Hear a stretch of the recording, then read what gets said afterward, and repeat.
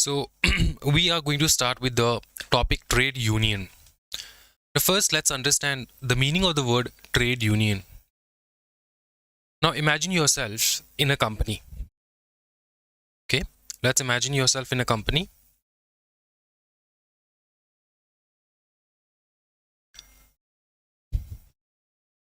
Imagine this is you, Sam, in a company. See, what do? You are a worker over there. ठीक है? Company, factory, anything. You are a worker over there or an employee over there. Okay. Now, you have a lot of colleagues. Okay. When the month ends and you are just waiting for your salary to be credited to your bank account, immediately you find that your salary, whatever it is being credited to your bank account, you feel that it's comparatively very low in comparison to all the other employees over there. Okay? So you feel very unprotected, very disheartened, and also at the same time you feel very demotivated, okay, to work over there because your salary is very less. Now what do? You go to your senior or manager, okay, and talk about the hike of your salary. You give him various reasons why your salary should be more. Okay? You work hard, you work late, you have a lot of experience, you're working for the last 5 years over in this company or in the factory. So you have given him a lot of reasons why your salary should be increased. Okay? After hearing all that, the manager threatens you. The manager says no. Say no to your salary hike. Manager ने क्या कहा आपको? कहा कि दोबारा अगर मेरे cabin में आए तुम तो हाथ पैर सब तोड़ दूंगा, जाके काम कर सीधा. Understood? So you have very less power. Understood? You have very less power. Now, if you're an educated person, that's a different case. But if you're a simple worker in a factory, you're not much educated about your laws, about the safeguards that you have, and all those things. You are not an educated person. You are just a manual worker. You go to the factory, you work, but you still feel that your salary is very less. So what do? You go to your manager, and the manager in return does not support your ambition. He tries to threaten you. अगर दोबारा आया ना तो काम से निकाल दूंगा. All that stuff. ठीक है? So you have very less power. Now imagine yourself going to the manager with around 100 people. ठीक है? 100 people. And all these people want your salary to be hiked, wants your salary to increase. Can the manager threaten this 100 people? No. So one lesson is this, that when you are in a herd, then even the lion or the tiger, that is the manager over here, will think twice to threaten you for anything. Understood? Understood? इसलिए चाहिए होता है अपने को union. क्या चाहिए होता है? Union, trade union. इसलिए अपने को चाहिए होता है ट्रेड यूनियन. इसलिए हम लोग क्या करते हैं, एक टीम बनाते हैं, एक यूनियन बनाते हैं, सो दैट हमारे दिल में जो चीज़ है, हमारे जो डिमांड्स है वो मीट कर पाए, वो हम लोग प्रॉपरली रख पाए. That is the reason why we need a trade union. That is what is a trade union. Understood? Yes or no? Yes or no? So what is a trade union? It's an organization of workers. It is an organization of workers who come together voluntarily. And what is their main goal? Tell me. Is to protect and promote the interest of their members. Is to protect and promote the interest of their members. जो भी members रहेंगे इस union के, उनके interest को protect किया जाएगा.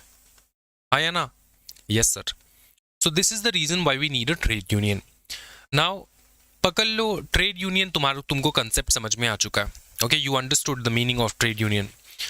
Now the next topic, the main topic which we are going to study is section 5. Section 5 talks about registration या फिर registrar of trade union. What? Registrar of trade union. ठीक है? Registrar of trade union. What is this registrar of trade union? What is the concept over here? Registrar of trade union is a simple concept where you register your union. आपको अपने union को register करना है तो आप किसके पास जाओगे? आप जाओगे registrar of trade union. What do they do? Register trade unions, ठीक है, ट्रेड यूनियंस रजिस्टर करेगा तुम्हारे ट्रेड यूनियन को। यस और नो? हाँ जी, गॉट इट। तो क्या सर एक यूनियन बनाने के लिए I have to register myself? Answer है no. Even if you don't register it is fine. लेकिन अगर तुम रजिस्टर करोगे दोस्तों, देन तुमको प्रोटेक्शन मिलेगा वाया लॉ। ठीक है, लॉ तुमको प्रोटेक्ट करके रखेगा। जैसे कंपनी पकड़ लो, तुम अगर ऐसे ही मतलब 3 जन बैठ के बोल रहे हो कि मेरा कंपनी है, ठीक है, मेरा कंपनी है, but you don't register yourself under the companies act 2013, क्या लीगली तुम कंपनी हो? नहीं, ठीक है। तो इसलिए यहाँ पर रजिस्टर करना बहुत इंपॉर्टेंट होता है तुम्हारे ट्रेड यूनियंस को, so that law can protect you. Yes और नो? Got it? क्लियर? ठीक है, तो ये है register of trade union. Registrar of trade union, अब मेन क्वेश्चन आता है कि इसको अपॉइंट कौन करता है? जी बताओ। इसको अपॉइंट किया जाता है बाय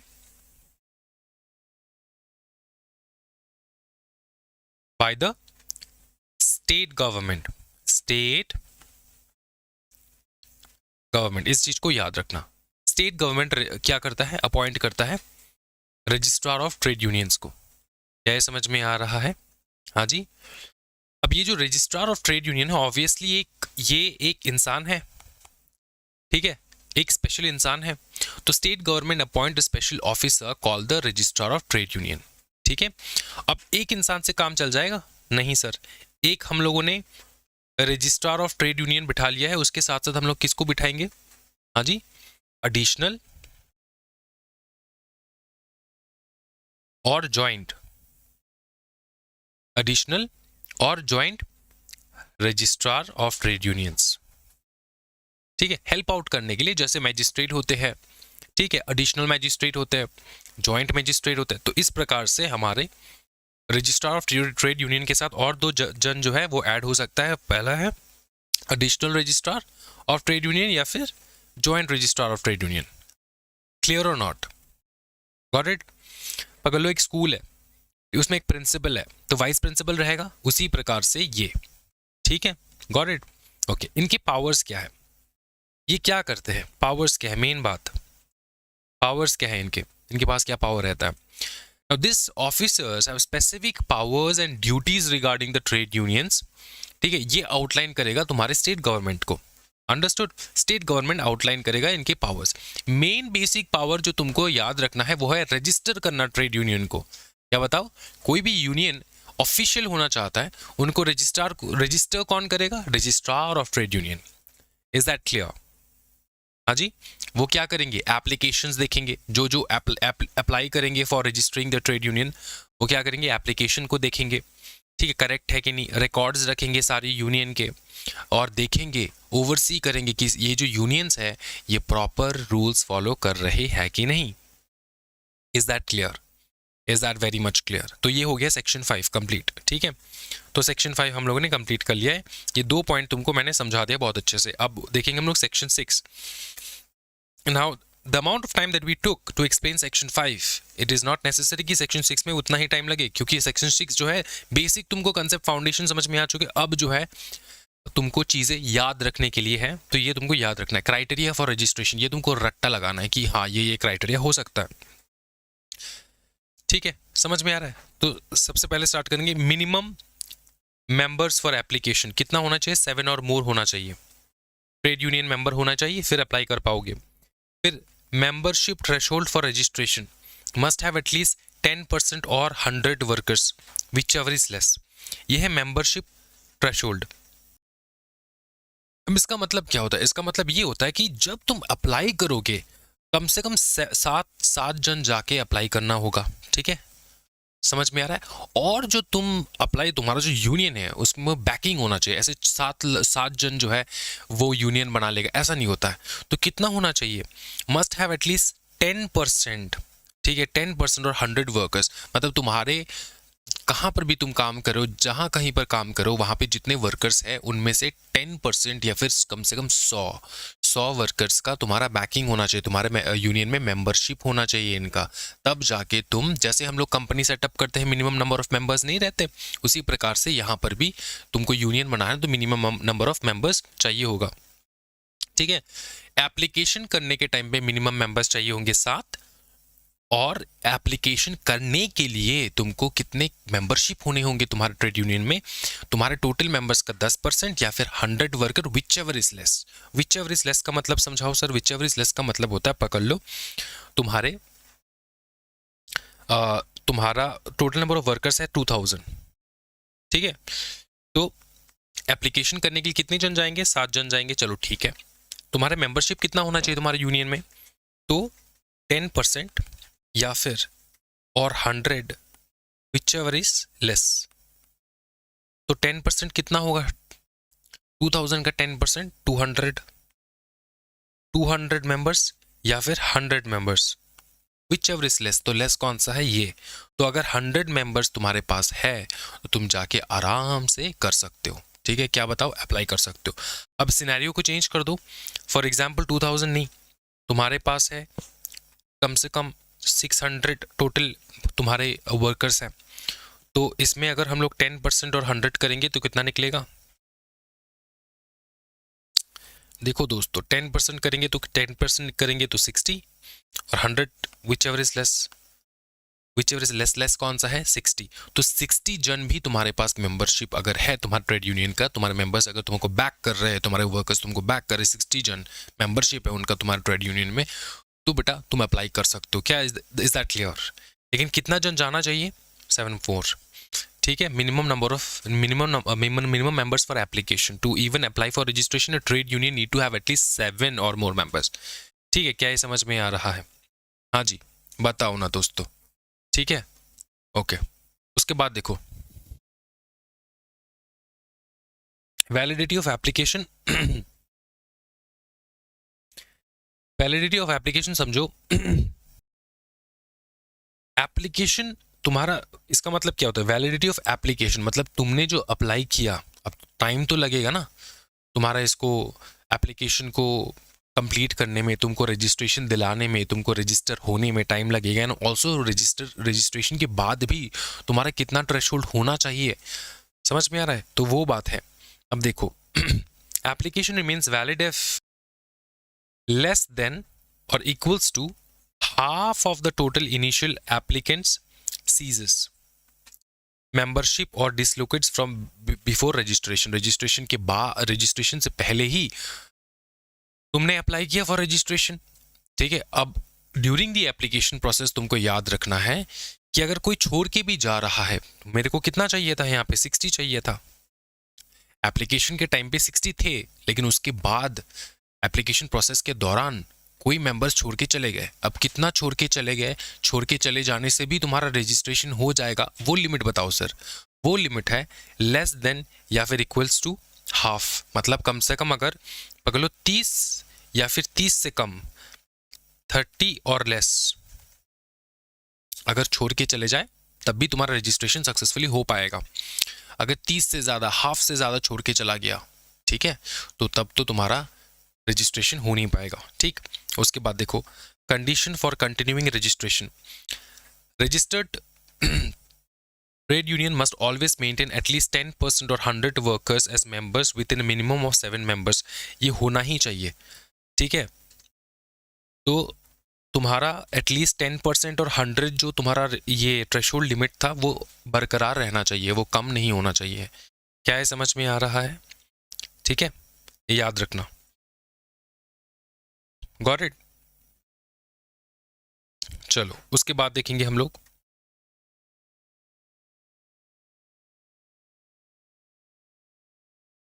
फिर आता है topic provisions to be contained in the constitutional rules of trade union. तुम्हारे ट्रेड यूनियन के कॉन्स्टिट्यूशंस एंड रूल्स में क्या क्या प्रोविजंस होने चाहिए, ये बहुत इंपॉर्टेंट है। सबसे पहले ट्रेड यूनियन का नाम होना चाहिए, उसका ऑब्जेक्ट होना चाहिए, पर्पस होना चाहिए फॉर जनरल फंड्स, फंड से क्या करोगे, पर्पस क्या है फंड का, फंड से क्या करोगे, क्या समझ में आ रहा है, what is the purpose, whole purpose for the general fund, ठीक है। मेंबर की लिस्ट को मेंटेन करके रखना है, एडमिशन ऑफ ऑर्डिनरी मेंबर्स, ठीक है, ऑर्डिनरी मेंबर्स को ऐड करना है। समझ में आ रहा है? इसका मतलब क्या होता है कि कौन ज्वाइन कर सकता है और कैसे ज्वाइन कर सकता है, वो डिटेल यहाँ पे रहेगा। ठीक है, ऑर्डिनरी मेंबर्स।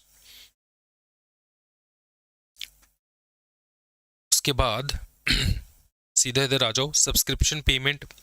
सब्सक्रिप्शन पेमेंट मतलब how much members need to pay to be the part of a union. अब यूनियन को चलाना है, खर्चा भी है, ठीक है, तो कितना चाहिए होगा फीस वगैरह, समझ में? मेंबरशिप कहते हैं ना हम लोग, जिस जिम में जाते हो मेंबरशिप रहता है, उसी प्रकार से।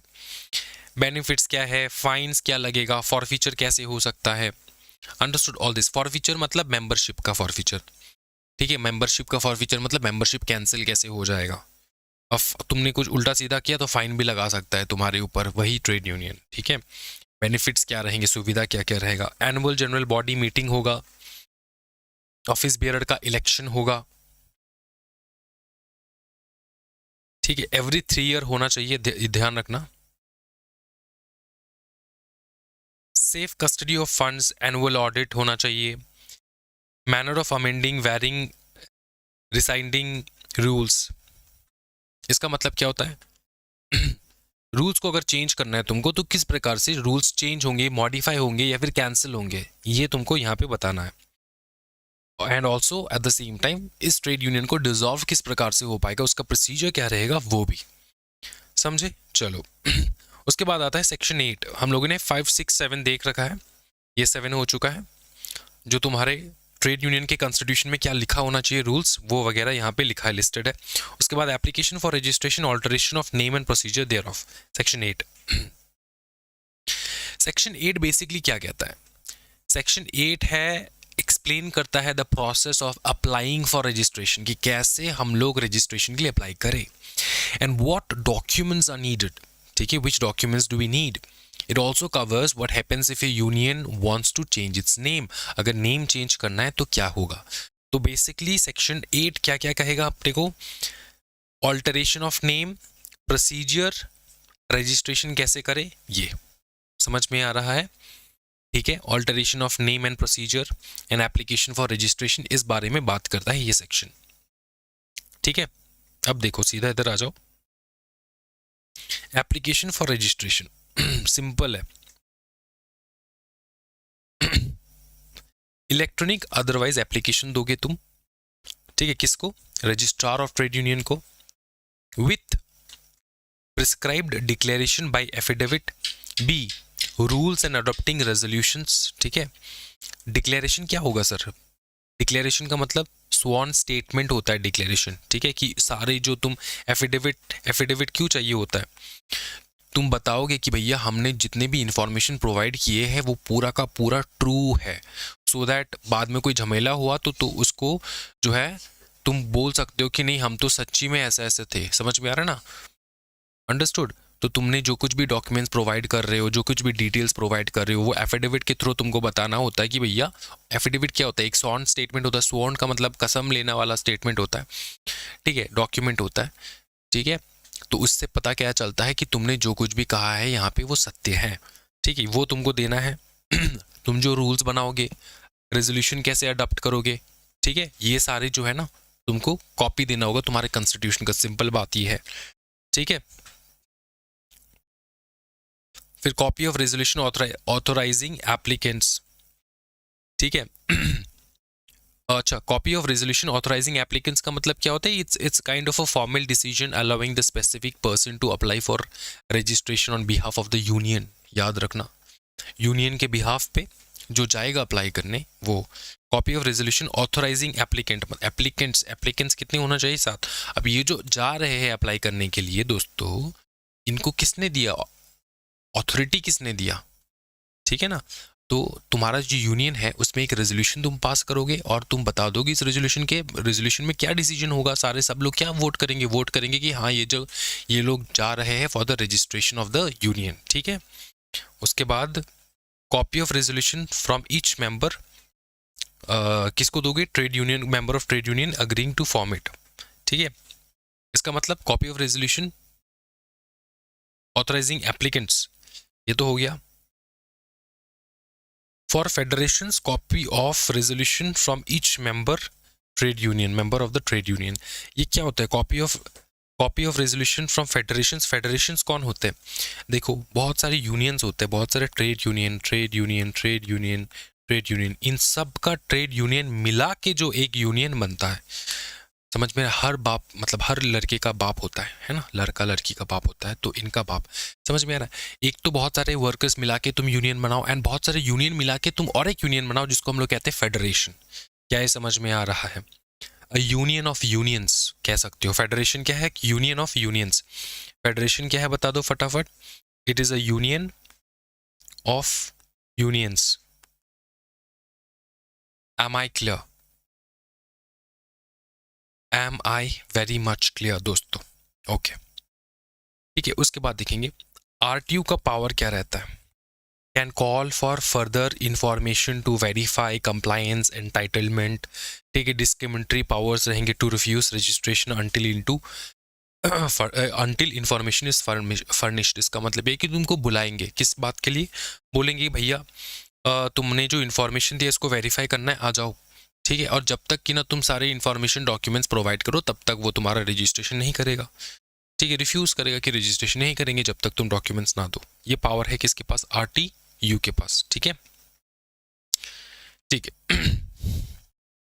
अच्छा, एक आता है रेजेंबलेंस ऑफ नेम। ये सेम है कंपनी जैसा कि तुम्हारा नेम रेजेंबलेंस नहीं होना चाहिए, टू सिमिलर नहीं होना चाहिए। इस बात का याद रखना, सिर्फ एक चीज याद रखना, टू सिमिलर नहीं होना चाहिए। Should not be too similar, लिख दो। Should not be too similar with an existing name, with an existing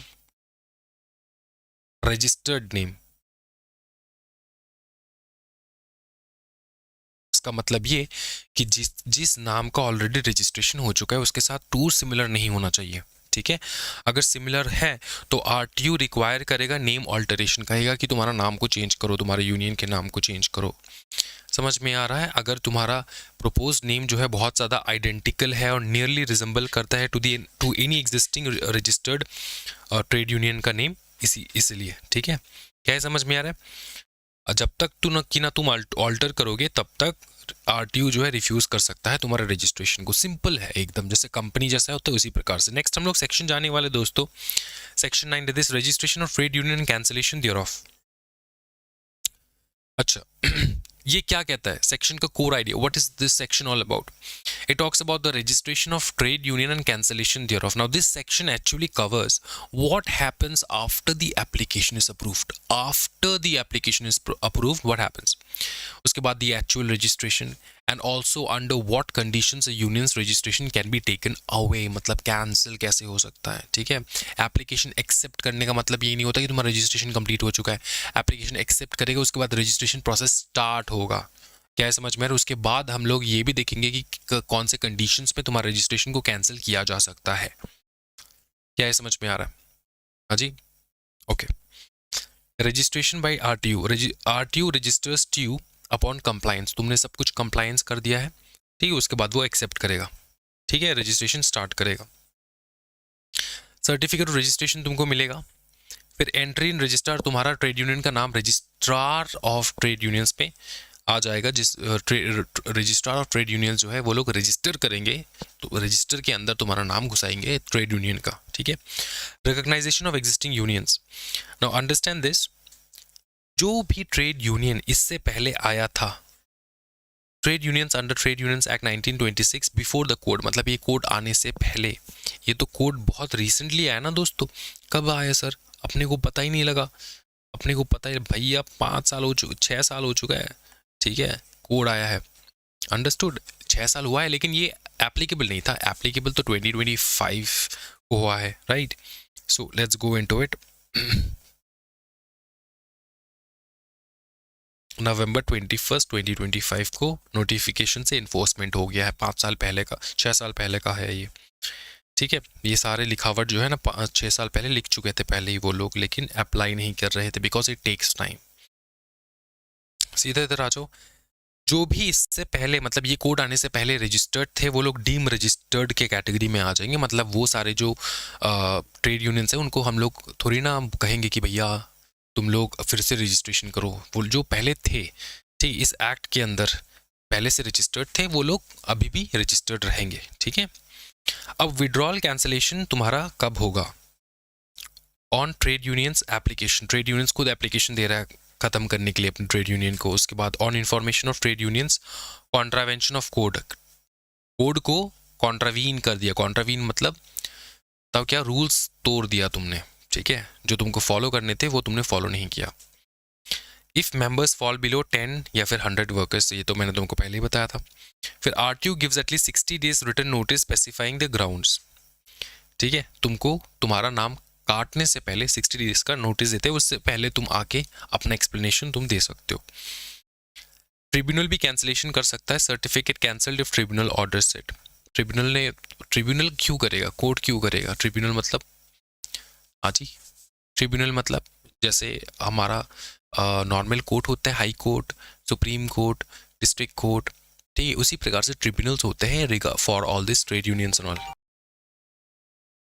तो ट्रिब्यूनल तो आपका कैंसिल कर ही सकता है कि नहीं? आंसर है यस। ठीक है, ओके। आरटीयू जो है ना वो कम्युनिकेट कर देगा आपको कि क्यों आपका कैंसिलेशन हुआ है। ओके, उसके बाद हम लोग अपील अगेंस्ट नॉन रजिस्ट्रेशन और कैंसिलेशन ऑफ रजिस्ट्रेशन। क्या आप अपील कर सकते हो? आंसर है यस, अपील हमेशा हो सकता है। ठीक है, अपील के लिए कोई भी तुमको मना नहीं करेगा। क्या अपील हो सकता है? आंसर है यस, अपील हो सकता है। ठीक है, who can appeal? Any aggrieved person can appeal. Any aggrieved person can appeal. ठीक है, किनको? इंडस्ट्रियल ट्रिब्यूनल को। ये अलग ट्रिब्यूनल होता है। यहाँ पे जो ट्रिब्यूनल लिखा है ना ये इंडस्ट्रियल ट्रिब्यूनल है, सेक्शन 44 है ये। Understood? With in the prescribed period. क्या है वो पीरियड टाइमिंग? 30 to 60 days. याद रखना, यहाँ पे लिखा नहीं होगा, मैं लिख देता हूँ, 30 to 60 डेज। ये नॉर्मली डेज ऐसे ही होता है। ठीक है, तो आपके यहाँ पे नहीं है तो मतलब आपको करना नहीं है, लिखना नहीं है, ये याद कर सकते हो। ठीक है, क्या लेट अप्लाई कर सकते हो? आंसर है यस, लेट भी अप्लाई कर सकते हो, लेकिन सफिशिएंट रीजन दिखाना होगा कि क्यों तुम लेट हुए हो। ट्रिब्यूनल का पावर क्या रहेगा? डिसमिस कर देगा अपील, या तो वो अपील सुन के डिसमिस कर देगा, ठीक है, या फिर ऑर्डर करेगा आरटीयू को टू रजिस्टर करने के लिए द यूनियन को, ठीक है, या फिर तुम्हारा सेट असाइड कर देगा कैंसिलेशन। सेट असाइड मतलब तुम्हारा जो कैंसिलेशन का ऑर्डर था उसको हटा देगा, बोला कि नहीं साइड कर देते। ठीक है, तो अपील अगेंस्ट नॉन रजिस्ट्रेशन और कैंसिलेशन, तो सबसे पहला है नॉन रजिस्ट्रेशन। नॉन रजिस्ट्रेशन के लिए तो आरटीयू को बता देगा ना कि रजिस्टर क्यों नहीं कर रहा है, रजिस्टर कर। दूसरा है कैंसिलेशन और रजिस्टर। अगर तुम्हारा कैंसिलेशन हो चुका है तो उसको सेट असाइड कर देगा, मतलब कैंसिलेशन को खारिज कर देगा। ठीक है, एंड पहला वाला ये है डिसमिसल कर देगा तुम्हारा अपील को। मतलब अगर ट्रिब्यूनल को लगा कि नहीं बेटा इसको तो हम लोग नहीं रखेंगे, इसका अपील जो है वो सही नहीं है, वो प्रॉपर नहीं है, तो इसको हम लोग वैसे ही कैंसिल करवा देते, उसको सेट असाइड कर देंगे तुम्हारे अपील को। ठीक है, डिसमिस कर देंगे तुम्हारे अपील को। क्या है, समझ में आ रहा है? अच्छा, उसके बाद हम लोग देखेंगे, स्टार्ट करें हम लोग सबसे पहले कम्युनिकेशन एंड नोटिस। तो send to the registered office of the, क्या बताओ, trade union head office address. मतलब तुम्हारा जो ट्रेड यूनियन का हेड ऑफिस रहेगा वहाँ पे कम्युनिकेशन भेजा जाएगा बाय दी ऑथोरिटीज़। ऑथोरिटीज़ में कौन आता है? रजिस्ट्रार ऑफ ट्रेड यूनियन जो है वो तुम्हारे साथ अगर कोई वार्तालाप करना चाहते तो वो सीधा तुम्हारे हेड ऑफिस में नोटिस या फिर कोई भी कम्युनिकेशन है वो सेंड करेगा। ठीक है, उसके बाद मेंबरशिप थ्रेशोल्ड नोटिफिकेशन। टीयू क्या करेगा? ट्रेड यूनियन इन्फॉर्म करेगा आरटीयू को अगर मेंबरशिप गिर जाए, 10% से कम हो जाए, और 100 workers which ever is lower है, तो इनमें से अगर कम हो जाए तो ट्रेड यूनियन जो है अपने आप जाके बताएगा आरटीयू को, रजिस्ट्रार ऑफ ट्रेड यूनियन को, कि भैया हमारा कम हो चुका है। ठीक है, उसके बाद notice of change to RTU.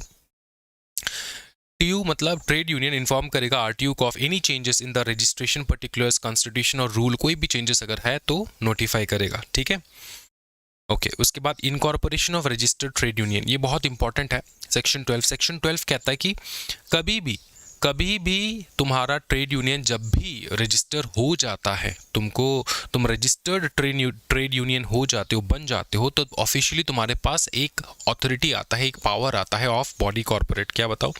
Body corporate. और जैसे तुम एक बॉडी कॉर्पोरेट बन जाते हो, तुम्हारे पास पावर्स रहते हैं परपेचुअल सक्सेशन का, मतलब तुम कभी मर नहीं सकते, ट्रेड यूनियन मरेगा नहीं, एक बॉडी कॉर्पोरेट के दर्जा में आ जाएगा। ठीक है, कॉमन सील रहेगा, कोई भी प्रॉपर्टी तुम खरीद सकते हो अपने ट्रेड यूनियन के नाम पे। ठीक है, जैसे ऑफिसेस वगैरह, ठीक है, रेंट पे लेना या फिर बिल्डिंग खरीद लेना, जो कुछ भी।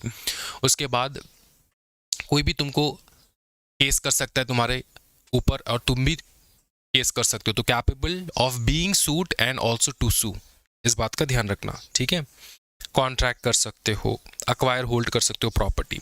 नेक्स्ट आता है हमारा सेक्शन 13। सेक्शन 13 भी बहुत इंपॉर्टेंट है। ये कहता है कि certain acts not to apply to registered trade union, मतलब कुछ एक्ट्स है जो कि रजिस्टर्ड ट्रेड यूनियन के ऊपर एप्लीकेबल नहीं होंगे, जैसे कि सोसाइटीज, जैसे कि देखो acts like societies registration, cooperative societies, multi state cooperative societies, companies and other cooperative laws. ठीक है, and other cooperative laws do not apply to registered trade unions. ठीक है, registration under this acts is void, तो तुम trade union अगर हो तो तुम इनके अंदर रजिस्ट्रेशन नहीं कर सकते। उसके बाद देखो सेक्शन 14 कहता है recognition of negotiating union, negotiating council, बहुत इंपॉर्टेंट है।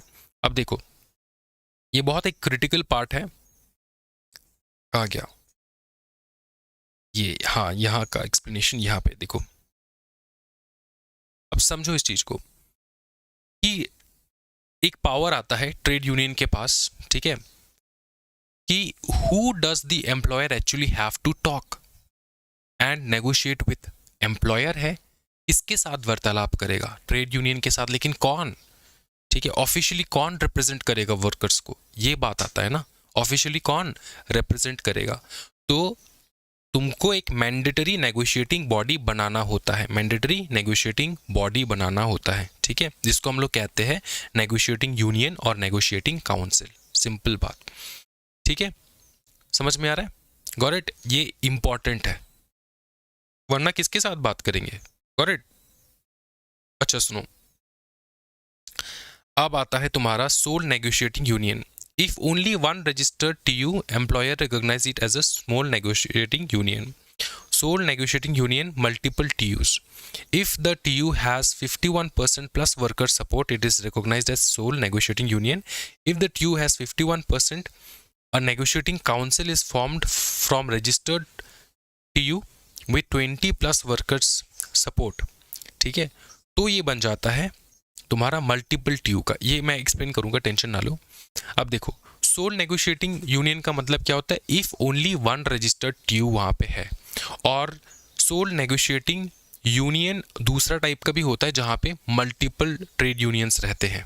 ठीक है, मल्टीपल ट्रेड यूनियंस रहते हैं। So if there are multiple registered trade unions, it gets a little bit more complicated. इसको समझो, तो समझाता हूं मैं तुमको।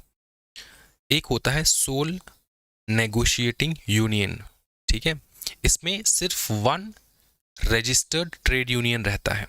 ठीक है, वन रजिस्टर्ड ट्रेड यूनियन रहता है। अंडरस्टूड? Got it? अब सुनो इस चीज को। अगर तुम्हारा एक स्टैब्लिशमेंट है और स्टैब्लिशमेंट में सिर्फ एक ही ट्रेड यूनियन है, एक ही ट्रेड यूनियन है, स्टैब्लिशमेंट में मल्टीपल ट्रेड यूनियंस हो सकते हैं, लेकिन पकड़ लो यहाँ पे सिर्फ एक ही ट्रेड यूनियन है, तब तो कोई दिक्कत वाली बात नहीं है, तब तो कोई दिक्कत वाली, एकदम सिंपल है। ठीक है, इसको हम लोग क्या कहेंगे? सोल नेगोशिएटिंग यूनियन कहेंगे। ठीक है, अब याद रखना कि अगर पकड़ लो तुम्हारे सोल नेगोशिएटिंग यूनियन में, ठीक है, मल्टीपल ट्रेड यूनियंस है, इसको भी हम लोग सोल नेगोशिएटिंग यूनियन कहेंगे, लेकिन इसमें बदलाव क्या है, चेंज क्या है, ये समझो। मल्टीपल ट्रेड यूनियंस अगर है, रजिस्टर्ड ट्रेड यूनियंस अगर है, लेकिन यहाँ पे थोड़ा कॉम्प्लिकेशन ये है कि यहाँ पे मल्टीपल ट्रेड यूनियंस तो है, लेकिन किसी के पास भी 51% से ज्यादा सपोर्ट नहीं है फ्रॉम द वर्कर। ठीक है, if any single union can prove that it has the support of 51% और more of the total worker, the union alone will be recognised as sole negotiating union. ठीक है, सुनो, यहाँ पे कोई एक कोई एक ट्रेड यूनियन अगर बोले कि भैया मेरे पास 51% वर्कर का सपोर्ट है, तब तो कोई टेंशन वाली बात नहीं है, तब तो ठीक है, इसी को हम लोग मानेंगे as a sole negotiating union. इसी के साथ हम लोग नेगोशिएट करेंगे, वर्कर जो है, एम्प्लॉयर जो है वो नेगोशिएट करेगा। पकड़ ली, यहाँ पे मल्टीपल ट्रेड यूनियंस है, लेकिन किसी के पास भी 51% नहीं है, 51% नहीं है, ठीक है, 51% वर्कर का सपोर्ट नहीं है। यूनियन तो खोल लिए, लेकिन 51% वर्कर का सपोर्ट नहीं है। तो कहा जाता है कि हम लोग यहाँ पे बनाएंगे क्या, यहाँ पे हम लोग क्या बनाएंगे बताओ, यहाँ पे हम लोग क्या करेंगे, यहाँ पे हम लोग सेटअप करेंगे नेगोशिएटिंग काउंसिल।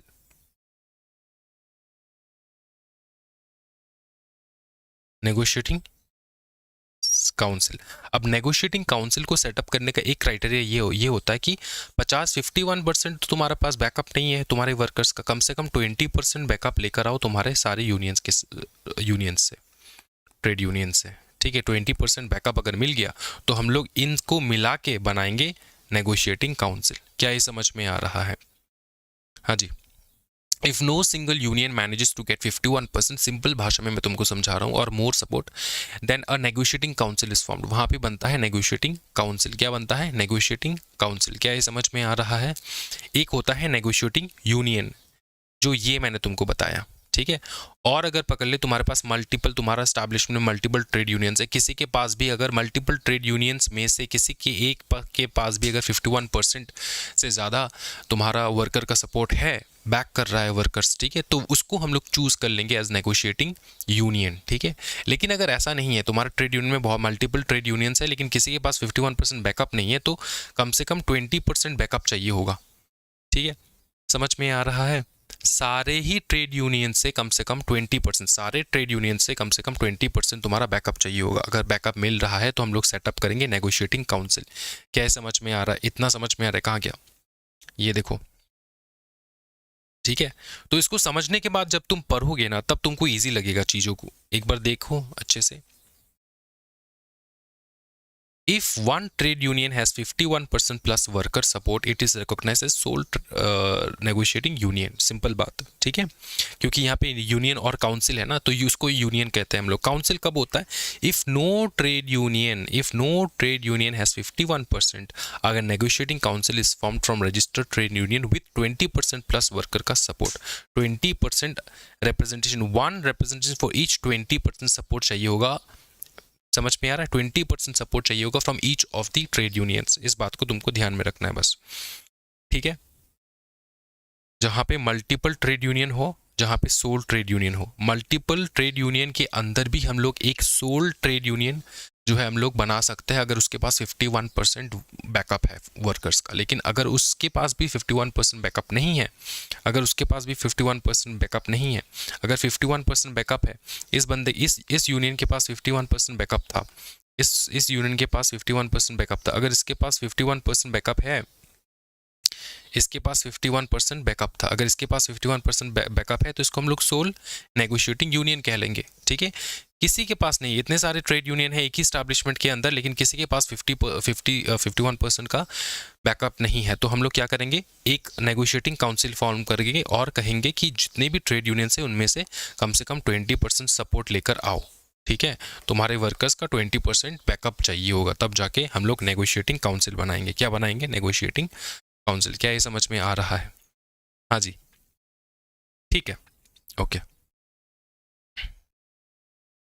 तो ये जो काउंसिल में अलग अलग ट्रेड यूनियन बैठेंगे ना, इसमें से रिप्रेजेंट करने के लिए एक पर्टिकुलर अमाउंट रख देंगे, पर्टिकुलर नंबर सेट कर देंगे कि भैया इतने नंबर ऑफ मेंबर्स आके रिप्रेजेंट कर सकते हो अलग अलग ट्रेड यूनियन से। इसको हम लोग कहेंगे नेगोशिएटिंग काउंसिल। तो नेगोशिएटिंग यूनियन कहाँ पे लगता है या नेगोशिएटिंग काउंसिल कहाँ पे आएगा, ये तुमको समझ में आ चुका होगा। मैं और एक बार एक्सप्लेन कर देता हूँ इसको और अच्छी तरीके से। देखो, इसको बहुत अच्छे से समझना है। एक होता है नेगोशिएटिंग यूनियन, एक होता है नेगोशिएटिंग काउंसिल, ठीक है। नेगोशिएटिंग यूनियन कब बनता है? जब तुम्हारे स्टैब्लिशमेंट में सिर्फ एक ही ट्रेड यूनियन हो जिसके पास 51% का बैकअप है फ्रॉम द वर्कर्स, तो ये बन जाएगा तुम्हारा नेगोशिएटिंग यूनियन, ठीक है। समझ में आ रहा है? बताओ फटाफट, क्या बन जाएगा? Negotiating union. लेकिन अगर तुम्हारे और एक है, देखो, अगर तुम्हारे एस्टैब्लिशमेंट में मल्टीपल ट्रेड यूनियन है, लेकिन देखो मल्टीपल ट्रेड यूनियन है लेकिन किसी एक के पास भी 51% अगर बैकअप है वर्कर का, ठीक है, तो तब भी हम लोग उसी ट्रेड यूनियन को नेगोशिएटिंग यूनियन के जैसे उसको दर्जा दे देंगे, ठीक है, वही नेगोशिएटिंग यूनियन रहेगा और बाकी सबको हम लोग एक्सक्लूड कर देंगे, बाकी सारी यूनियन को एक्सक्लूड कर देंगे, ठीक है। लेकिन पकड़ लो ऐसा एक केस जहाँ पे किसी के पास इतने सारे ट्रेड यूनियन है लेकिन किसी के पास 51% वर्कर्स का वो नहीं है, क्या नहीं है, सपोर्ट नहीं है, तो हम लोग क्या करेंगे, हम लोग एक नेगोशिएटिंग काउंसिल बनाएंगे। नेगोशिएटिंग काउंसिल में होगा ये कि इस्टेब्लिशमेंट है जिसमें मल्टीपल ट्रेड यूनियंस है, तो उसमें से जितने भी ट्रेड यूनियन है उनमें से 20% बैकअप लेकर आने के लिए कहेंगे फ्रॉम द वर्कर्स। तो 20% अगर बैकअप कर रहा है तो हमको वर्कर्स, तो हर एक इंडिविजुअल ट्रेड यूनियन से तो हम लोग बनाएंगे नेगोशिएटिंग काउंसिल और हर ट्रेड यूनियन से सर्टेन नंबर ऑफ रिप्रेजेंटेशन देने के लिए बोलेंगे हम लोग कि यहाँ से 2 यहाँ से 3, ठीक है, सर्टेन नंबर ऑफ रिप्रेजेंटेशन देने के लिए बोलेंगे फॉर द नेगोशिएटिंग काउंसिल। क्या ये समझ में आ रहा है? इतना क्लियर है? बताओ फटाफट। ठीक है,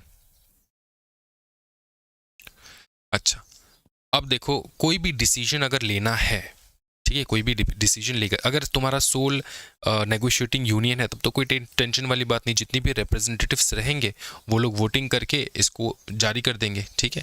लेकिन पकड़ लो तुम्हारा काउंसिल है, काउंसिल में अलग अलग रिप्रेजेंटेशन आ रहे हैं, अलग अलग रिप्रेजेंटेशन आ रहे हैं, यहाँ पे डिसीजंस कैसे पास होगा, इतने यहाँ पे तो इतने सारे यूनियन के रिप्रेजेंटेशन है, तो यहाँ पे सिंपल बात है, मेजोरिटी जिसको चूज करेगा डिसीजन को, अगर येस कहेगा मेजोरिटी तो उसका डिसीजन जो है मान लिया जाएगा, अगर नो कहेगा मेजोरिटी, इस मेजोरिटी को देखेंगे कितने जन यस कह रहे हैं कितने जन नो कह रहे हैं, सिंपल बात। तो यहाँ पे आपका ओवरऑल डिसीजन मेकिंग नेगोशिएट कौन करेगा बताओ? एनी एग्रीमेंट और decision made by negotiating council requires the consent of majority of the trade union के रिप्रेजेंटेशन, ठीक है, मेजॉरिटी ट्रेड यूनियन के रिप्रेजेंटेशन जैसे आ जाएंगे तो हो जाएगा, ठीक है, समझ में आ रहा है? ठीक है, ओके। अब जो सिंपल चीज समझो, ये जो नेगोशिएटिंग यूनियन या फिर नेगोशिएटिंग काउंसिल है, इसका एक लाइफ वैलिडिटी रहता है, लाइफ वैलिडिटी, ठीक है, लाइफ वैलिडिटी रहता है, तो वैलिड रहता है फॉर 3 years मैक्सिमम। क्या ये समझ में आ रहा है? 3 years, इसको एक्सटेंड भी कर सकते हैं हम लोग टिल 5 years, 5 years मैक्स, ठीक है, अगर बोथ पार्टी एम्प्लॉयर एम्प्लॉई, ठीक है, एम्प्लॉयर एंड द यूनियन या फिर काउंसिल अग्री करे तो हम लोग इसको 5 years के लिए एक्सटेंड भी कर सकते हैं, लेकिन लाइफ कितना रहता है? 3 year, उसके बाद ये डिसॉल्व हो जाता है, दोबारा से इलेक्शन वगैरह होता है। क्या ये समझ में आ रहा है? हाँ जी। नेक्स्ट आएगा हमारा, देखो सेक्शन 15, ये कंप्लीट हो चुका है, डिसीजन वगैरह देख चुके, वैलिडिटी देख चुके, 3 years मैक्सिमम 5 years देख चुके बाय म्यूचुअल डिसीजन, ठीक है। उसके बाद सीधा इधर आ जाओ, सेक्शन 15 में object of general fund, composition of separate fund and membership fee of the trade union, ये तो तुमको पता ही है, हम लोगों ने देख रखा है। अब देखो सिंपल चीज ये है कि ये सेक्शन कहता है कि कैसे ट्रेड यूनियन मैनेज करेगा उनके मनी को, क्योंकि वो लोग मेंबरशिप फी भी उठाते हैं तो जनरल कलेक्शन होता है ना, what they can spend it on and how they handle fund related to the political activities, ये भी हम लोग देखेंगे क्योंकि इलेक्शन वगैरह वहां पर भी होता है, ठीक है। तो स्पेंडिंग ऑफ जनरल फंड, सबसे पहले ये देखो, spending of general fund only on the prescribed object, जो भी प्रिस्क्राइब्ड ऑब्जेक्ट रहेगा उसी के ऊपर तुम स्पेंड कर सकते हो। एग्जाम्पल के तौर पे सर, वेलफेयर ऑफ मेंबर्स के ऊपर, legal expenses for individual dispute, payment of salaries to union office bearer, union का ऑफिस बेयरर रहेगा ना, तुम्हारा यूनियन है, तुम्हारा ऑफिस भी रहेगा, ऑफिस बेयरर भी रहेगा, administrative expenses of the union, तो यूनियन को मैनेज करने के लिए जो भी खर्चा पानी लगता है वो तुम एग्जीक्यूट कर सकते हो, वो तुम एक्सपेंस कर सकते हो from this money, from the fund of the union. क्या ये समझ में आ रहा है? उसके बाद आता है, कहाँ गया ये, separate fund for civic political interest. इसका मतलब क्या होता है? इसका मतलब सिंपल, कोई भी ट्रेड यूनियन है वो एक सेपरेट फंड क्रिएट कर सकते हैं, ठीक है, to collect money specially for its members, ठीक है, सिविक और पॉलिटिकल इंटरेस्ट के लिए। पकड़ लो, यहाँ पे मैं एक बार करा लेता हूँ, trade union can create separate fund from levied contributions from members, civic political interest, ठीक है, सिविक एंड पॉलिटिकल इंटरेस्ट में वो लोग लगा सकते हैं। अब एग्जाम्पल के तौर पे तुमको समझो इस चीज़ को, पकड़ लो कोई चैरिटी है, ठीक है, जो एडवोकेट करता है फॉर पॉलिसी चेंजेस, ठीक है, एक चैरिटी है जो एडवोकेट करता है फॉर पॉलिसी चेंजेस मतलब कि पॉलिसी में बदलाव होना चाहिए, इस प्रकार के लॉज में बदलाव होना चाहिए, तो इन प्रकार के चैरिटी को भी तुम डोनेट कर सकते हो। ठीक है, समझ में आ रहा है? करेक्ट। तो ये है तुम्हारा सिविल एंड पॉलिटिकल इंटरेस्ट के ऊपर भी तुम खर्चा कर सकते हो सेपरेट फंड बना के। उसके बाद आता है contribution to separate fund not mandatory. इस बात का ध्यान रखना, नॉट, ये जो सेपरेट फंड तुम बनाते हो ना, इसमें कंट्रीब्यूशन जो है ये मैंडेटरी कंट्रीब्यूशन नहीं होता, लेकिन हाँ तुम्हारा जो जनरल फंड रहेगा उसमें तो मैंडेटरी कंट्रीब्यूशन तुमको करना होता है। ठीक है, उसके बाद हम लोग देखेंगे quantum of subscription. Quantum of subscription का मतलब कितना पैसा देना होता है, मंथली 100 रुपये, मंथली 200 रुपये, यूनियन को कितना पैसा देंगे ये तो यूनियन डिसाइड करेगा। ठीक है, as prescribe by the trade union का रूल्स। ठीक है, उसके बाद immunity from civil suit in certain cases. Section 16 क्या कहता है? सेक्शन 16 सिंपल कहता है कि कोई भी ट्रेड यूनियन है, ठीक है, उसके ऑफिस बेयरर्स हैं, मेंबर्स हैं, ठीक है, उनको एक लीगल प्रोटेक्शन प्रोवाइड किया जाता है। इसका मतलब ये कि तुम उनको डायरेक्टली सिविल कोर्ट पे लेकर नहीं जा सकते। ये जो ऑफिस बेयरर्स है ये कहाँ पे काम कर रहे हैं? ट्रेड यूनियन में काम कर रहे हैं। तो जितने भी डिस्प्यूट्स होंगे ये कौन से डिस्प्यूट्स होंगे? ये हो गए इंडस्ट्रियल डिस्प्यूट। तो कोई भी इंडस्ट्रियल डिस्प्यूट हो रहा है, कोई भी इंडस्ट्रियल डिस्प्यूट हो रहा है, वहां पे कोई भी इंडस्ट्रियल डिस्प्यूट हो रहा है, वहां पे तुम ऑफिस बियरर्स को, ट्रेड यूनियन के ऑफिस बियरर्स को सिविल कोर्ट में नहीं घसीट सकते। बस इस बात का ध्यान रखना। ठीक, तो किसी भी ट्रेड यूनियन के ऑफिस बियरर को इम्यूनिटी मिलता है from any kind of industrial dispute. किस प्रकार का immunity? To not have any cases on them related to civil nature. ठीक है, तो सिविल सूट फाइल जो है उनके ऊपर नहीं हो सकता है अगर इंडस्ट्रियल डिस्प्यूट है तो। I hope it's very much clear to all of the students out there. Okay. उसके बाद देखेंगे हम लोग, एक बार इसको मैं करा देता हूँ। No civil suit against registered TU office bearer और member for the act done in contemplation furtherance of industrial dispute merely because it induces contract of breach or interference with trade business employment capital disposal. Simple चीज है, उस जो जिस industry में वो काम कर रहा है उससे रिलेटेड कोई भी कॉन्ट्रैक्ट ब्रीच हो रहा हो, ठीक है, या फिर ट्रेड से रिलेटेड इंटरफेरेंस हो रहा हो, बिजनेस से रिलेटेड, एम्प्लॉयमेंट, कैपिटल डिस्पोजल से रिलेटेड, तो इसके रिगार्डिंग उसके ऊपर सिविल सूट नहीं लेकिन इंडस्ट्रियल डिस्प्यूट जो है उसके अंदर ट्रिब्यूनल में केसेस आएंगे। Understood? Got it? Industrial tribunals में। I hope it's clear. चलो आगे देखेंगे। अच्छा, यहाँ पे जो हम लोग टॉट में देखे हैं ना लिमिटेड लाइबिलिटी, वो लिमिटेड लाइबिलिटी इसके ऊपर भी लागू होता है। Registered trade union not liable for agent का टॉर्टियस एक्ट। एजेंट ने कोई किसी प्रकार का टॉर्टियस क्राइम किया है तो वो लाइबल नहीं रहेगा। If agent acted without the executive knowledge और कॉन्ट्ररी टू इंस्ट्रक्शंस। ठीक है, करेक्ट? Clear sir. चलो अब देखेंगे हम लोग सेक्शन 17। क्या देखेंगे हम लोग? सेक्शन 17। सेक्शन 17 बात करता है क्रिमिनल कॉन्स्पिरेसी के ऊपर इन furtherance of object of trade union. तो इसका कोर आइडिया क्या होता है मैं आपको पहले ये समझा देता हूं, सुनो अच्छे से। This section actually provide specific kind of protection, ठीक है, for the trade union regarding the crime of criminal conspiracy, making sure that legitimate union activities aren't mistaken for criminal plots. ठीक है, इसका मतलब ये कि क्रिमिनल कॉन्स्पिरेसी क्या होता है? क्रिमिनल कॉन्स्पिरेसी एक क्राइम होता है। ठीक है, अब तुम कोई भी किसी प्रकार का प्लानिंग कर रहे हो, हर एक प्लानिंग जो ट्रेड यूनियन कर रहा हो नेसेसरी नहीं है कि वो क्रिमिनल कॉन्स्पिरेसी हो। ठीक है, तो इसमें बहुत ध्यान से डिस्टिंग्विश करने के लिए बताया गया है अंडर सेक्शन 17। समझ में आ रहा है? तो फिर हम लोग देखेंगे protection from the punishment. Office bearer member of registered trade union not liable under IPC section 120B जो है criminal conspiracy for agreements to further trade union के objects. Exception protection does not apply if agreement is to commit an offence. तो simple चीज ये है देखो example के तौर पे तुमको मैं बताता हूँ, ठीक है। पकड़ लो कोई भी यूनियन मेंबर है वो अग्री करता है, ठीक है, इलीगली ब्लॉक करने के लिए पब्लिक रोड को, ठीक है। क्या बताओ, कोई भी एक यूनियन का ये जो तुम्हारा ट्रेड यूनियन है, इसका कोई मेंबर पकड़ लो, क्या कर रहा है इसका कोई मेंबर जो है ना, उसने अग्री किया कि हम लोग क्या करेंगे, हम लोग इलीगली रोड को ब्लॉक करेंगे परमानेंटली, ठीक है। क्यों करेंगे, सो दैट कंपनी का डैमेज हो जाए। अब देखो ट्रेड यूनियन का 36 का आंकड़ा कंपनी के साथ ही रहता है, कंपनी को डैमेज हो जाए, ठीक है। ये जो है ये एक क्रिमिनल एक्ट माना जाता है, ये एक क्रिमिनल एक्ट, इसको हम लोग क्रिमिनल कॉन्स्पिरेसी कहते हैं, ठीक है। प्लानिंग करना ये सब करने के लिए, अंडरस्टूड।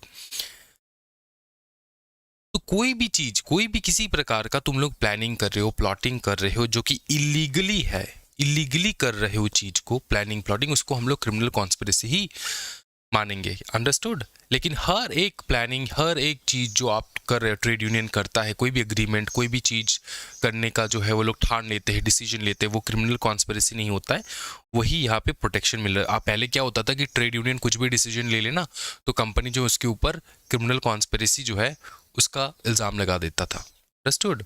तो ये आपको ध्यान में रखना है। अच्छा, उसके बाद देखेंगे हम लोग enforceability of agreements. Enforceability of agreements, ये सेक्शन है 18। ये सेक्शन क्या कहता है, this section only clarifies the legal standing of agreements made by the trade union, particularly regarding common law concept of restraint of trade. इसका मतलब ये होता है कि ट्रेड नहीं करेंगे। रिस्ट्रेंट ऑफ ट्रेड का मतलब क्या होता है, ट्रेड नहीं करेंगे, ठीक है। तो ये रिस्ट्रेंट ऑफ ट्रेड का मतलब ये होता है कि हम लोग काम नहीं करेंगे, ठीक है, हम लोग काम नहीं करेंगे।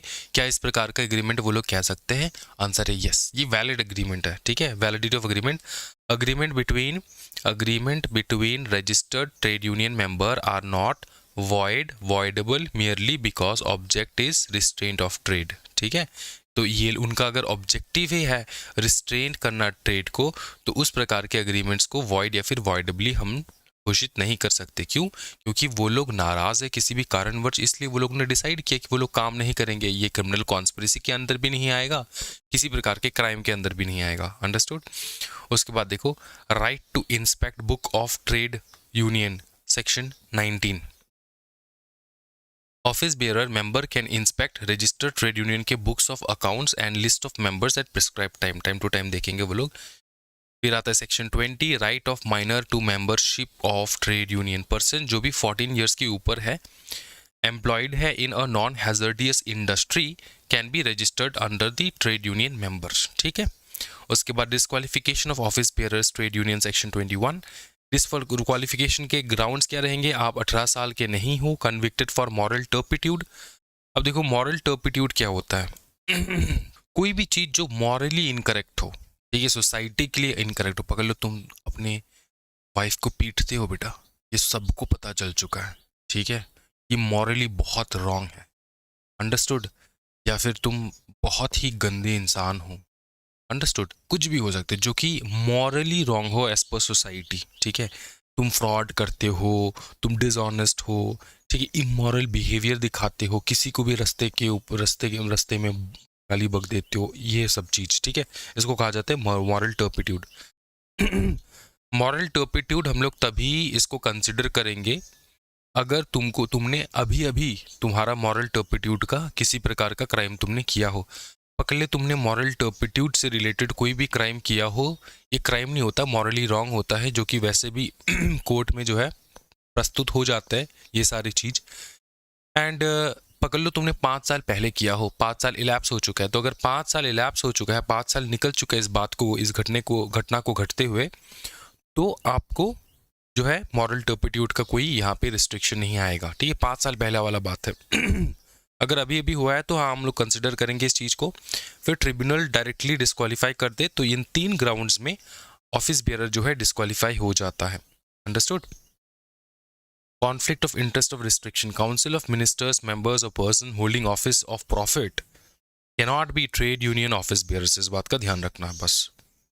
ओके फिर कुछ कुछ मैं होमवर्क दूंगा, वरना बहुत ज़्यादा ये छोटे छोटे जो चीज़ है ना ये अननेसेसरी टाइम कंज्यूम करेंगे। Strikes and lockout important important जो चीज़ है वो मैं दिखाऊंगा आपको, थोड़ा बहुत मैं आपको होमवर्क दूंगा। अच्छा अच्छा फटाफट करा देता हूँ थोड़ा बहुत। एप्लीकेशन टू ट्रिब्यूनल, क्या एप्लीकेशन टू ट्रिब्यूनल हो सकता है for disputes between the trade union and workers, trade union workers, फिर वर्कर्स, फिर federation trade union and office bearers, ठीक है, इनके बीच में अगर हो रहा हो क्या हो सकता है ट्रिब्यूनल में एप्लीकेशन? हाँ। Exclusive tribunal power, tribunal has exclusive power, civil court can not entertain such suit. तो सिविल कोर्ट जो है वैसे भी इंडस्ट्रियल डिस्प्यूट जो है वो एंटरटेन नहीं करते, इस बात का ध्यान रखना। लेकिन हाँ ट्रिब्यूनल जो है इस प्रकार के डिस्प्यूट्स भी देखते हैं बिटवीन ट्रेड यूनियंस, वर्कर्स, ठीक है, फिर मैनेजमेंट के साथ, इलेक्शन से रिलेटेड, ठीक है, वर्कर्स रिफ्यूज एडमिशन, ये सारा चीज, ठीक है। Federation trade union, workers refuse admission in trade union, trade union का मतलब ये होता है कि भैया वो एडमिशन लेने आया था लेकिन उसको एडमिट नहीं कर रहे under in the trade union, ठीक है। तो ये सारी चीज़ें अंडरस्टूड। तो क्या क्या हो सकता है पहले फटाफट बता दो। ए लिख लो फटाफट, किसी प्रकार का डिस्प्यूट बिटवीन, बताओ क्या, बिटवीन ट्रेड यूनियंस, इसी प्रकार का dispute between trade unions, between worker plus trade union, फिर बता दो वर्कर प्लस ट्रेड यूनियन, किसी भी वर्कर को रिफ्यूज किया गया हो ट्रेड यूनियन में एडमिशन लेने से, ठीक है। लास्टली बता दो फटाफट, between a federation of trade union, federation of trade unions, ठीक है, एंड उसके मेंबर यूनियन के साथ, एंड इस प्रकार से लिखते हैं one of its member union लिख सकते हैं, one of its member union, या फिर किसी भी ऑफिस बेयरर के साथ, ठीक है। तो ये सब जो है इन केसेस में आपका ट्रिब्यूनल के पास आप जा सकते हो, एप्लीकेशन भेज सकते हो, ठीक है। उसके बाद सीधा आ जाओ इधर पे प्रोपोर्शन ऑफ, जिसको भी समझ में नहीं आया तो फिर से एक बार इसको जो है रिपीट पे देख लो, ये वाला पार्ट आपको समझ में आ जाएगा। Proportion of office bearers to be connected with industry, section 23। इसको समझो क्या कहता है। नाउ दिस सेक्शन एक्चुअली देखो यहाँ पे अगर तुम देखोगे at least one half of the registered trade union office bearers must be actually engaged employed in connected industry establishment. AG can exempt, AG तो ये बात का बात है, एजी ओजी एग्जेम्प्ट कर देगा, एजी मतलब अप्रोप्रिएट गवर्नमेंट, ठीक है। बात क्या है, बात यह है कि this section actually talks about कि how a trade union leader must actually be working for the specific industry और establishment that the union represents, ठीक है। तुम्हारा जो लीडर है, तुमने जिसको चूज किया है, वो लोग ऑफिस बेयरर्स है, वो लोग इसके ऊपर काम करेंगे, उस इंडस्ट्री के ऊपर काम करेंगे, ना कि एरा गैरा नथु कैरा कहीं पर भी घुस जाए। अंडरस्टूड? समझ में आ रहा है? तो इस बात का ध्यान रखना। तो ऑफिस बेयरर्स देखो फिर से दिखा देता हूं, एटलीस्ट वन हाफ, क्या बताए, एटलीस्ट वन हाफ, एटलीस्ट क्या बताओ फटाफट, एटलीस्ट वन हाफ मतलब 50% of the registered trade union के जो ऑफिस बेयरर्स है must be actually engaged employed in connected industry establishment, ठीक है, in the connected industry and establishment। understood? चलो आगे देखेंगे इसकी इंपॉर्टेंस क्या है सर, ये क्यों किया जाता है। देखो सिंपल चीज़ है, इसका इंपॉर्टेंस ये होता है कि it actually ensures the union is led primarily by the very worker to aim to protect, ठीक है, जिस वर्कर को हम लोग एम कर रहे हैं प्रोटेक्ट करने के लिए। अंडरस्टूड? तो ये जो यूनियन है इसको जो लीड कर रहा है वो उसी प्रकार से काम कर रहा है, उसी डायरेक्शन में काम कर रहे हो, ठीक है। समझ में आ रहा है कि स्पेसिफिक चैलेंजेस समझे। For example nurses, for example nurse के बारे में मैं कहता हूँ, हॉस्पिटल में जो नर्सेस है, हॉस्पिटल के नर्सेस को जो प्रॉब्लम होते हैं, क्या वो किसी फैक्ट्री के वर्कर को पता रहता है? आंसर है नहीं, ठीक है। तो वहाँ का जो उनका जो यूनियन होगा, उन लोगों ने क्या करना है, उन लोगों ने उन्हीं के इंटरेस्ट के ऊपर फोकस करना है। एटलीस्ट 50% वो होने चाहिए जो डायरेक्टली इंगेज्ड है टूवर्ड्स दोज एक्टिविटीज। नर्सेस है, ये है हेड नर्स है, ये वो, अंडरस्टूड। तो ये है बात, okay.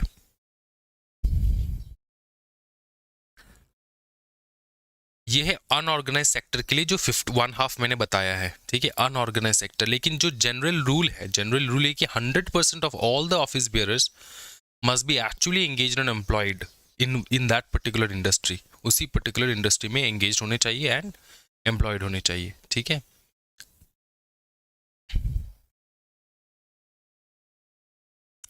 Not more than 1/3 or 5 may be outsiders, ठीक है, ओके। तो 1/3 ये एक्सेप्शन, एक छोटा सा एक्सेप्शन जनरल रूल में एक्सेप्शन है कि कम से कम चलो ऑफिस बेयरर्स के 1/3 जो है ना वो बाहर के हो सकते हैं, या फिर 5, विच एवर इज लेस, ठीक है। मे बी आउटसाइडर्स, ये आउटसाइडर्स के हो सकते हैं। एक्सप्लेनेशन ये है कि retired retrenched employees are not considered outsiders. जो पहले यहाँ पे काम कर चुके थे वो आउटसाइडर्स नहीं है, ठीक है, ओके।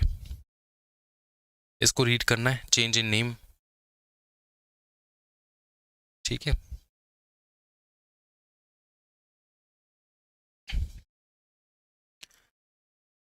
रजिस्टर्ड ट्रेड यूनियन अपना नाम चेंज कर सकते हैं अगर मेंबर्स का, जो टोटल मेंबर है उनका, अगर 2/3 वोट कंसेंट उनको मिल जाए तो वो चेंज कर सकते हैं, ठीक है, ओके। एमलगेमेशन हो सकते हैं, हाँ, 2+ registered trade union can amalgamate as prescribed, एक साथ आ सकते हैं।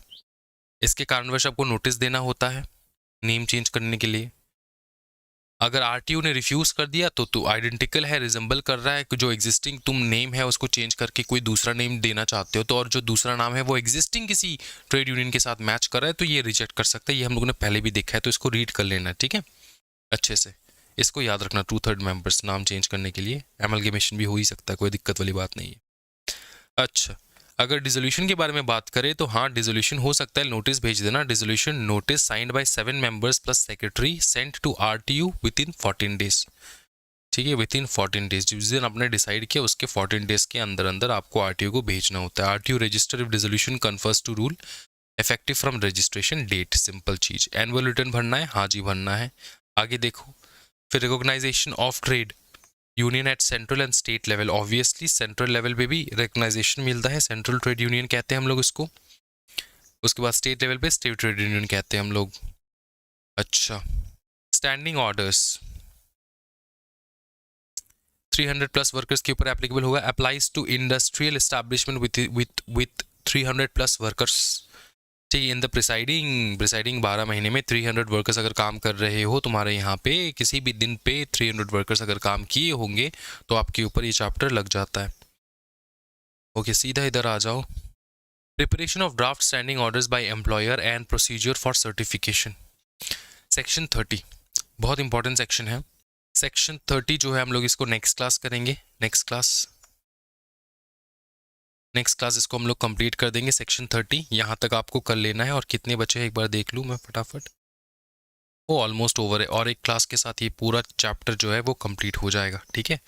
जितना जल्दी हो पाए क्लासेस लेकर आऊँगा मैं, ठीक है। कुछ दिन जो है मैं थोड़ा बिजी हो गया था इसलिए क्लासेस, और अगले कुछ दिन भी थोड़ा बिजी रह सकता हूँ मैं, लेकिन क्लासेस रेगुलर आ जाएंगे। अप्रैल एंड तक तुम्हारा सिलेबस कंप्लीट हो जाएगा, टेंशन नहीं लेना है। Thank you so much everyone, happy learning guys, bye bye, take care, जय हिंद।